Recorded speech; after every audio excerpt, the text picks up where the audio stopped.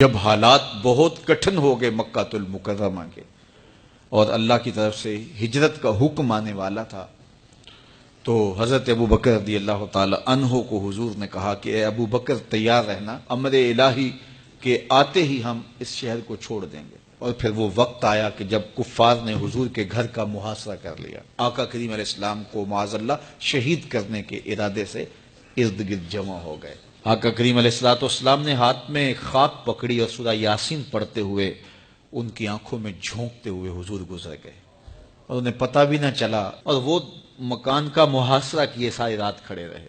صبح بستر سے حضرت علی المرتضیٰ اٹھے، اللہ اکبر، تو آقا کریم علیہ السلام نکل گئے اور حضرت ابو بکر صدیق کے گھر تشریف لے گئے۔ اب دروازے کو دستک دینے لگے تو آواز آئی، حضور میں حاضر ہوں۔ حضرت ابو بکر صدیق تیار کھڑے تھے، تو کہا ابو بکر تم تیار ہو؟ کہا حضور آپ نے کہا نہیں تھا کہ تیار رہنا، کبھی ہجرت کا حکم آ سکتا ہے تو میں تو اس دن سے ہی تیار رہتا ہوں کہ کب حضور آئیں اور جو فرمائیں میں وہی کروں۔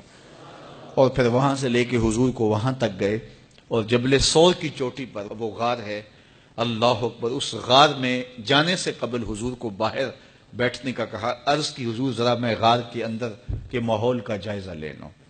غار کے اندر اترے، پہلے اس کو صاف کیا غار کو، پھر دیکھا جگہ جگہ سوراخ تھے، تو اپنا امامہ پھاڑ کے قمیض اتار کے اس کے ٹکڑے کر کے ان سوراخوں میں کپڑا دے دیا۔ 2 سوراخ ایک روایت کے مطابق، اور ایک روایت کے مطابق 1 سوراخ بچ گیا، اس میں اپنی ایڑی رکھ دی، اور پھر آواز دی جان عالم اندر تشریف لائیے۔ تو آقا کریم علیہ السلام غار میں چلے گئے، تو سیدنا صدیق اکبر رضی اللہ تعالی عنہ نے اپنی گود میں آپ کا سر رکھا اور حضور لیٹ گئے۔ اللہ اکبر، کیا منظر ہوگا! صدیق اکبر نے حضور کو دیکھا اور جی بھر کے دیکھا، اور ایسا دیکھا کہ کوئی اور شریک بھی نہیں تھا۔ یہ واقعہ حضرت سیدنا عمر سے روایت ہے، کتب صحاح میں ہے، اور حضرت عمر رضی اللہ تعالی عنہ یہ بات بیان کرتے ہوئے رو پڑے، اور آپ کہا کرتے تھے کہ ابو بکر یہ غار والی نیکی مجھے دے دیں اور میری ساری زندگی کی نیکیاں لے لیں۔ اللہ اکبر۔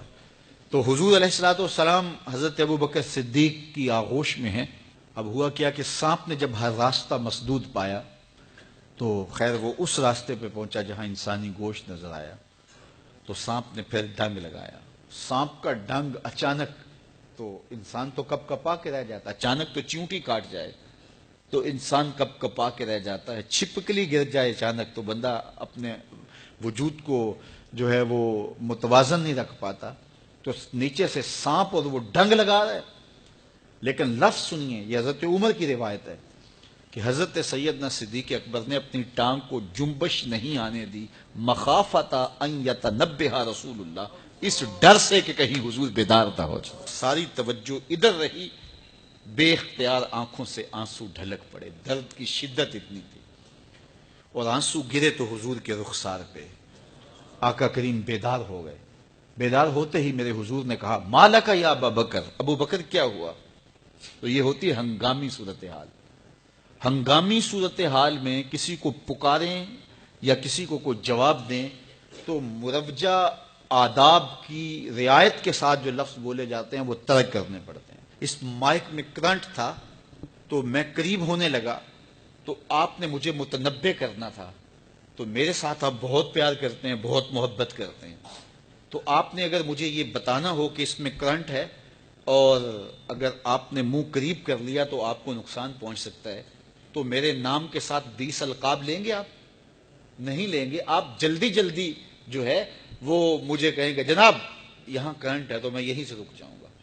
یہ تو ہے کہ آپ میرے لیے کر رہے ہیں، اور اپنے لیے کسی کو پکاریں تو پھر بھی یہی بات ہے۔ اللہ اکبر۔ اب حضور نے جب کہا نا مالک یا ابا بکر، ابو بکر کیا ہوا، تو اب ہنگامی صورتحال تھی نا، تو فوراً کہتے لدغت، ڈسا گیا، مجھے سانپ نے ڈس لیا، فوراً یہ کہتے نا۔ لیکن حضرت ابو بکر تیری محبت پہ قربان، کائنات میں آپ نے ایسا عاشق نہیں دیکھا ہوگا، سانپ ڈنگ پہ ڈنگ لگا رہا ہے اور ٹانگ شل ہو گئی ہے، زہر سرایت کر گیا ہے۔ حضرت ابو بکر نے جواب دیا لدغت فداک امی و ابی یا رسول اللہ، حضور میری ماں بھی آپ کے قدموں پہ قربان، میرا باپ بھی آپ کی راہوں پہ نچھاور، مجھے سانپ نے ڈس لیا ہے۔